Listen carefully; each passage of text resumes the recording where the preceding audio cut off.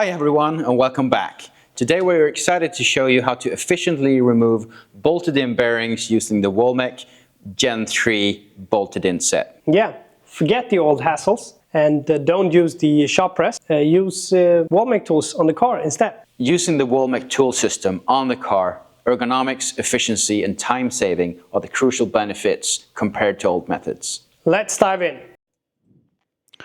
Bolted-in wheel bearings are commonly found in both aluminium and steel knuckles. Their integrated design can make replacement a real challenge. Traditional methods often mean removing the entire knuckle and using a shop press, which is time-consuming and labor-intensive. And then we haven't even talked about the ergonomic issues with the shop press.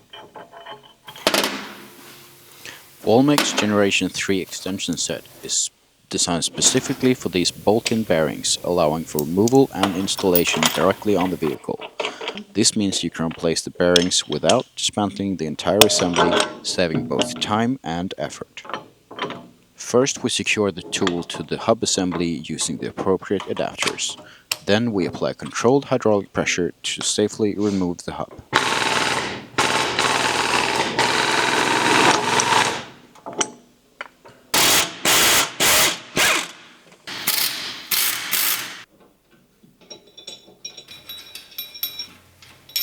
Attach the bearing adapter onto the bearing and pull that out. You can do this without removing the knuckle from the vehicle, and you can do it with the axle steering. To install the hub into the new bearing, simply use the different attachments with the cylinder and the drawbar and simply pull them together.